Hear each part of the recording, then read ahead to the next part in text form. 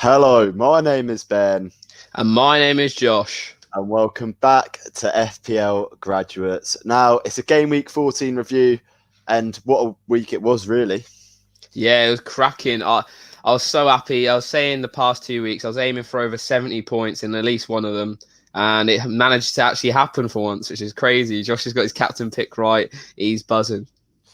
Yeah, it was a crazy week. Lots of big hauls and big captain returns, and we'll waste no time at all. And we'll go straight into my team. And this is what it's looking like on FPL. And it is a big 76 points on FPL, but I believe it is a 79-point week for me this week. Pretty buzzing with that. As you can see, Ryan didn't feature. So on the bench, I've got McCarthy coming off with a 3-pointer, and away to City, I really will take that on a budget. Defence, I could have picked better maybe. The toss-up was between Cresswell and Dallas. I picked Cresswell and I lose out on the 4 points. It's unfortunate, but it's not a huge haul, so we really will take that. And Dallas was quite lucky to end up getting a return, wasn't he? He got a really, really great goal, but they were getting bad and could have easily finished on a -1. So I'm not too concerned about that. Target with a 6-pointer here. Villa looks very solid defensively, and I'm very happy that I managed to bring him in at that time and at that price. He's still 4.5, very cheap option that's playing and getting points for me. James Justin, again, he's returning again. He's 8-pointer. I really can't complain about that. He played fantastically well away to Tottenham, and considering the fixtures that all my defenders had, they all managed to get some sort of points I'm really happy with. Now, the midfield is where it got quite interesting for me this week. Salah, 16-pointer.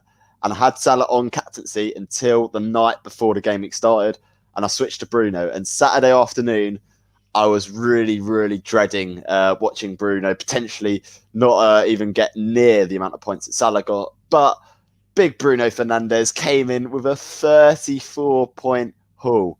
And I'm buzzing with that. Absolutely buzzing. Can't complain about that too much. Very much deserved. I think over the last few game weeks, we both agreed that Bruno should have had a lot more points than he's got. And we'll take that on a budget. The other midfielders, Anguissa, I wasn't expecting many, if at all, a return. But 2 points, we'll take that. Mara's off the bench, a bit frustrating. I felt like he could have impacted the game, and that game at the weekend was perfect for him to attack. I think Guardiola should have started him, but that's the bias of me having Mahrez in my team. He has gone down in price now, but I'll probably end up keeping him in for another week because I got Newcastle at home. I think Mahrez will play in that one. Son didn't do much for me this week, and neither did Harry Kane. I think they were due a blank, really. Both of them were due a blank. They didn't play well. Let's hope they can bounce back. On Boxing Day, who do they have on Boxing Day? Wolves. Is it Wolves? Yeah, Wolves. So that's a winnable fixture for them. Definitely a winnable fixture. And up front, Calvert-Lewin, yet again, we seem to be saying this week in, week out. He's just ticking along really nicely with the points. Another 4 points from him. And on the bench, Dallas, of course, I would have really... Well, Cresswell was potentially injured for the game, wasn't he? And And it's just touch and go whether he was starting. He did start in the end, so it means we miss out on 4 points. But I can't be too disheartened about that because 79 points, I think it is overall. It's really going to boost my rank this week. And I'm pretty ecstatic with that. Josh, what do you make of my team? Yeah, really, really nice week. Obviously, we had quite a similar week, to be fair, this week. The only change I'd make to it is I'd probably have started Dallas over Anguissa. I think Dallas almost plays like centre midfield for Leeds, like in that system they play. But yeah, like you said, either way, it's sort of lucky because I know a lot of those Leeds defenders finished on -1. So fair play. You're not going to lose sleep over it because obviously it's only a few points. Yeah, I was only starting Anguissa purely for the fact they were playing Newcastle, and in their last game, Anguissa did actually look like he was going to produce an attack and return, which I wasn't expecting at all. But he was a standout player again for Fulham at the weekend, which it only bodes well for a player that's that cheap and is playing really that well. I think it's a matter of time before he gets some sort of return, and I'll be happy with anything over the next sort of 5 game weeks in terms of points. He's most likely going to be on the bench, but for that price, can't really complain too much about that. Definitely, he's a great option. Like Fulham, even Adebayo, whoever he is, he used to play. Yeah, he used to play for Man City. He even got an assist this weekend. So I think a lot of people need to start looking towards their defence after the double game week, because they have Chelsea and United in that double game week. So that's not really nice. But after that, I think it's a good move to look at. Yeah, definitely. So this is your team this week. How many points is it on overall? Good question. There's a lot of bench rotation. It should be +6, so 77. Yeah, because there's 3 coming out. Yeah. So 77. So I'd take that on a fat stinking budget. Like Ben, I put Ryan in goal on the odd chance that he might play. I know Sanchez is the starter now, but you never know. So he went in goal, but McCarthy 3-pointer playing against Man City is fantastic. Charlie Taylor 5-pointer. He got the assist for the first goal. Very unlucky not to get a double-digit haul there. Burnley conceding a penalty late on. So that's quite annoying, but I'll take the 5-pointer anyway for Charlie Taylor. I think last time I owned him, because I brought him in this week, last time I owned him, he got a attack and return as well. So Charlie Taylor just loves me. Reece James, he could be out for a long time right now. So he'll be one to get rid of if his price starts dropping soon. Cresswell, wasn't expecting much. Was expecting more than 1 point. I didn't think they'd lose 3-0, to be honest. I thought Chelsea looked really bad going into that game, and it still looked bad tonight. So quite disappointing, but we move. Bruno Fernandes, finally, in about 6 weeks, I've managed to get a good captain pick. It's been so long, but it's the main man himself, Bruno Fernandes, doing the business. Fantastic performance. Didn't see United winning 6-2, but I didn't see Liverpool winning 7-0. It was just a bit of a crazy weekend in that regard. Heung-min Son probably should have scored, but I'm not going to lose sleep over it because I'm happy that Vardy was on the other end of it. De Bruyne with 1 assist. I don't get how that guy did not end up with more out of that game. Bernardo Silva wasted about 2 big chances. We had, I think, Mahrez had a shot that nearly went in from him. De Bruyne himself should have scored as well. Jack Grealish, 10-pointer. He had 8 attempted assists in that game. That's the most attempted assists in one game for about 4 seasons in the Premier League. He looks really, really good, but I'm actually taking him out after this week because I need Mo Salah at home to West Brom. It'll be crazy not to bring him in. Bamford, again, he should have scored probably a hat-trick against Man United. No cap, that game could have been about 10-7. It was a ridiculous game. Giroud didn't feature for Chelsea. Surprising, but I'm not taking him out. I don't think Tammy will start against Arsenal, and if he does, I do think Giroud will still play, and Giroud loves a goal against Arsenal. Ask Lewis G for that matter. And then Jamie Vardy, 12-pointer. 3 bonus points, a goal and an assist. He gets those jammy returns, and it's just beautiful. So he's there. And then my bench, like I said, McCarthy coming in, Bednarek's coming in for Reece James, and then Riederwald on that 1-pointer will come in for Giroud. Yeah, very interesting, and 2 very good weeks from both of us. Interesting. Makes a change. It does make a change. Usually it's me with over the past sort of 5 game weeks, I've had sort of above average game weeks. The average is going to be very high, I feel, this week. And it's interesting to see that you're bringing out Grealish. You don't want to risk not having the main man himself right now. Yeah, Mo Salah is probably, I'm going to have to take a hit this week to get Mo Salah into my team because I don't want to lose De Bruyne. They have some great fixtures going forward, Man City, and he's going to be at the heart of all that. So, yeah, I'm probably offloading Grealish and Vardy to accommodate Mo Salah, but it frees up some funds so I can move Reece James maybe to Andy Robertson because I think a Liverpool defender right now is essential, and it's a lot of me and you both don't have one, so it'll be interesting to see how they perform in the next few weeks. Yeah, well, I'm looking for transfers definitely to try and get a Liverpool defender in, but I just don't know how I'm going to do it. I think I'm either going to have to downgrade Ryan to a £4 million keeper and upgrade someone like Cresswell to like a Matip or someone like that. who might actually be a good defender to bring in. So yeah, his ownership's like 1% as well, Matip. Yeah. It's just whether he plays though. That's the issue I see. I think he will play because of the injury concerns at the back. He's the only real centre back option that Liverpool have at the moment. So what we'll do now is we'll look at live FPL and see how we're doing in that. And this is mine at the moment. So mine is a 79 pointer, and as we can see, my old rank is here, 872,000. We've moved up, well, nearly 200,000. 700k. So we're top 700k. At one point, I was 500,000. So we are chasing the pack down right now. Pretty buzzing with that. I don't know what else there is on here to see. I like the effective points against you. It's really interesting because you see there Grealish 6 points against you and stuff like that. Because they're the players you're looking to target. Really, if they're scoring that sort of points against you, you probably should look to bring them in. So yeah. Even Dallas down here, I had him on the bench and he managed to score some sort of points against me. So it's crazy. I'll be looking to bring in either a keeper to rotate with McCarthy, but I don't think that's like that essential to do. I think McCarthy against anyone, he's going to get save points, and he'll either get the save points or the clean sheet. Yeah. So I might keep with that and then try and upgrade my defense a bit more because I think he's quality this season. I don't think I could see myself changing from him. Yeah, Southampton look a lot more like defensively solid, don't they? So I think if you go with him and Forster, and then regardless, you're going to have the Southampton keeper no matter what. Yeah, that's a good shout. It's a very good shout indeed.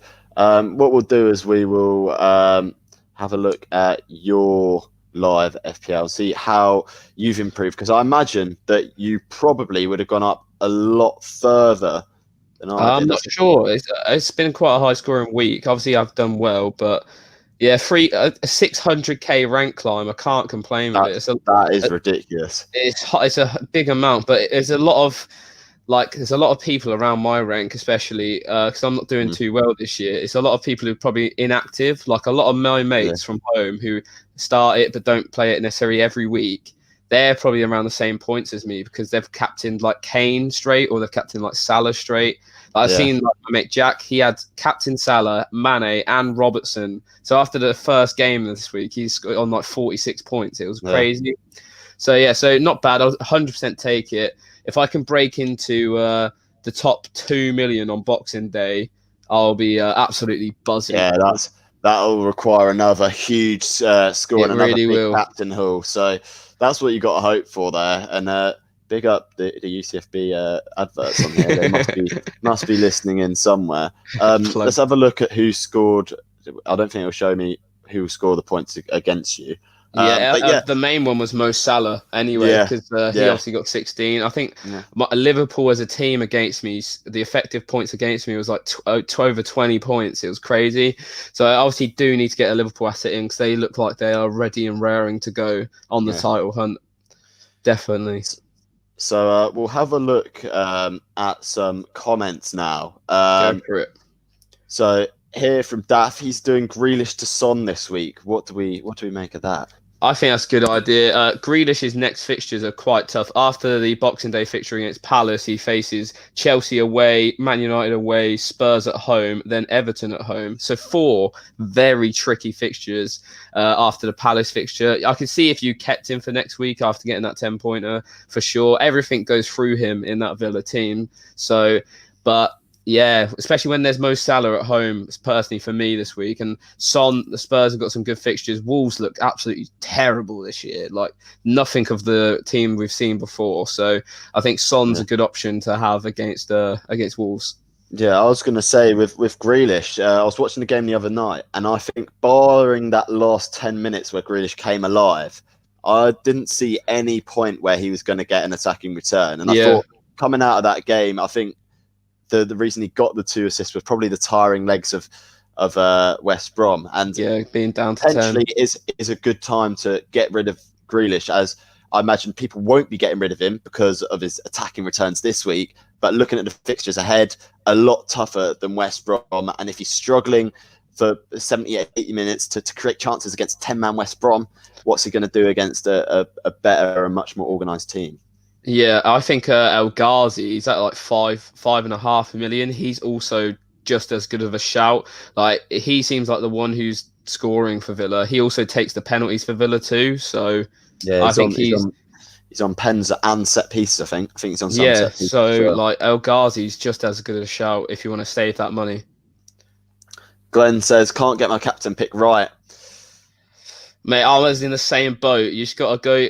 I looked at a thread on Twitter, and someone was like, "You just gotta not complicate things. Just go for the best player against the worst team, and you should it should return eventually." Like, and that's what I did this week.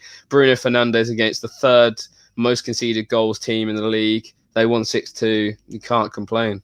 Yeah, I think I was looking at it the other day, and I think the stats were for my captain picks over the last 7 game weeks. I've got 6 captain returns and 4 double-digit hauls. So, like, it's just, and it was just from me. Your game rank, without a doubt. Like, it's the most important thing. You don't care who you have around them, as long as you, like, for example, this week, if you got 34 points from one player, it's crazy. It can change your entire week and season. Yeah, I mean, was it Bruno and Salah got pretty much like over 50% of your score, over 50% of my points this week. So really can't complain about that. Glenn also says he's dropped from 100k to 2 million, and I think I know the reason why. Aubameyang. Yeah, Emerick Aubameyang. he's playing with his heart and not his head. Yeah, the Arsenal bias, I think, is there. Like you see in the profile picture. Aubameyang there. So, to be fair though, I'm looking at Aubameyang for the double game week because if Arsenal can pick up some form, like I think it could be an option. Chilwell for Robertson. Without a doubt, he went off injured this game. Yeah, I wasn't watching the game, so I don't know what happened. Did it look like a serious injury to Chilwell? Like he picked it up, and then about 5 minutes later, he had to go off because it was too much. But a lot of people with Chilwell and Reece James, and both of them picking up injuries this week, so you potentially see quite a few hits. I think you'll see this week because a lot of people have injuries. But yeah, I think Robertson's almost an essential player to have right now. His attacking input in that Liverpool team is just ridiculous, and they're playing defensively solid. Although they don't have a great defense, like not a lot of teams can break them down. So I think they're definitely on my shopping list right now. I don't know. You say that, but also the Palace game I was watching, and Palace could have scored. They had a lot of chances. At 1-0, it was looking like Palace could get right back into the game. So that's the only reason why I'm staying away slightly, and also my template isn't just there to be able to fit Robertson in. Yeah, you'd have to take hits and stuff. Yeah. So that it's kind of like, do I really want to do it? If I've got Salah on the team, I'm not taking effective points really from Robertson and Trent, because realistically, I don't think every single week Trent and Robbo are going to return as many points as each other, if you know what I mean. Like one of them surely will blank. Yeah, eventually, that will happen. Yeah, Salah's the must though. He's at 12.5 now, and no matter what you need him in against West Brom, it's hat trick material, that is. So, what are the plans for the blank game week and the double game week? Do you want to go first? Yeah, I'll go first. So, my plan is to, over the next few game weeks, keep the transfers like it's a normal FPL week on those 2 weeks, and transferring the players with the nicer fixtures, the nicer form, and don't take into account who has the double game week and who is blanking.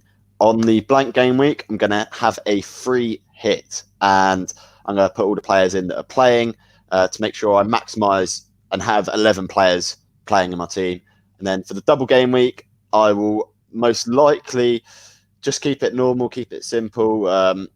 And if the fixtures are nice on the bench, potential bench boost. I don't think I'm going to use my triple captain yet. I think everyone uses their triple captain on the first double game week, and I did it last season, and I regretted it massively. And I'm not going to use that triple captain just yet. I think there's going to be better times to use it, and that's my sort of plan going into it. Josh, what Are you thinking similar sort of thing, or? Yeah, it's definitely, well, at the I had a little look because obviously I'm trying to plan ahead a little bit, but I'm in the same boat as you. I don't think you need to make transfers just for one of those weeks. Like, you need to make like there's still a few weeks leading up to that, and you need to make sure you get the points out of them too. So yeah, I'm just making the transfers for the foreseeable future. Blank game week has to be a free hit though. I was looking at my team and I only have, I think, 3 or 4 players that are playing in that week. So that's a no-go for me. So I need to free hit that week, but that's perfectly fine. I'm happy doing that. And then the double game week, I have, I think, 8 or 9 players that are actually playing double game week fixtures in that. So, or at least one fixture at least. So I'm quite happy with that. I'll probably just make the transfers in the blank, like from the blank game week over, and see how it does. I've made a blank game week template though, so I'll have a read through that if you want. I made it last night. It's just out of the fixtures that I thought of, that best pick sort of thing. So I had Darlow in goal for Newcastle. Holgate, Dyer, Lewis as my back line. I think Newcastle have quite an easy fixture. I'm not sure who it is, but presumably, as I've doubled up in defence, they do. Sterling, Son, De Bruyne, Zaha in midfield. And then up front, I've gone Calvert-Lewin, Callum Wilson, and Aguero, if he's obviously playing and he's fit. I think City have Brighton at home, and Brighton look terrible at the back.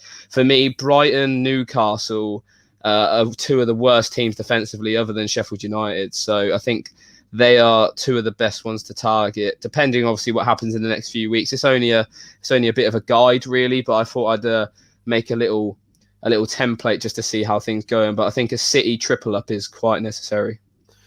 Yeah, what I'm looking to do for the double game week is ensure that I have 2 free transfers at least, and then that way, if I'm not happy with how my team is looking, then I can make the necessary adjustments to it. Yeah. So I think I can use my 2 free transfers now.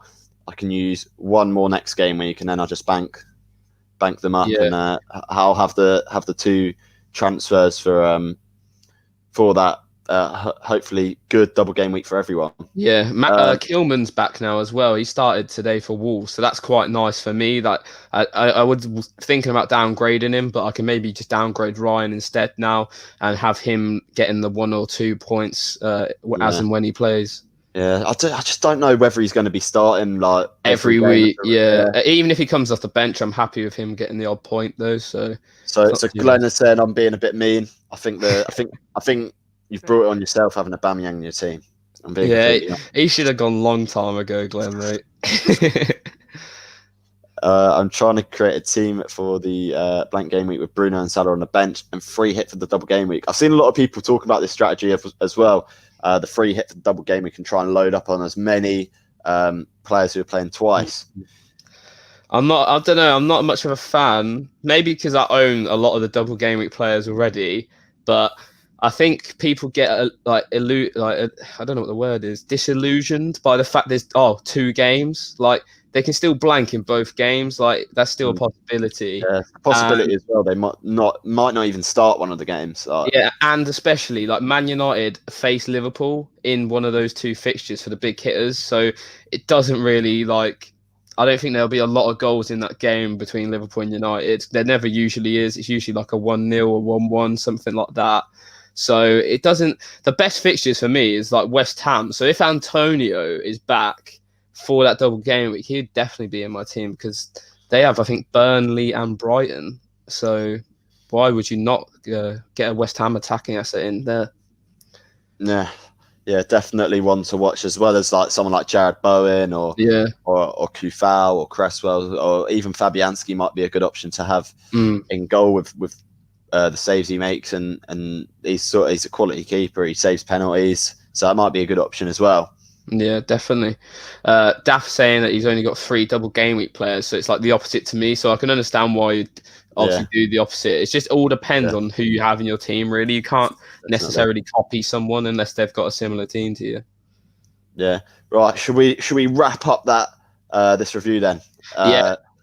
It's been a good game week for both of us. I mean, it's been a has. while since we said it's been a good one for both of us. I've been Usually letting the it's one of- side down a bit.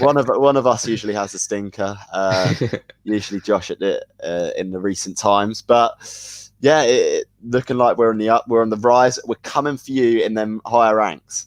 That's what we got to say. So yeah, as always, if you enjoyed the stream, little short one, 25 minutes, make sure you like, comment, share, everything, all that. This will go up as a YouTube video as well, I believe. So yeah, come back and watch it back. And yeah, I've been Ben. I've been Josh. And we'll see you guys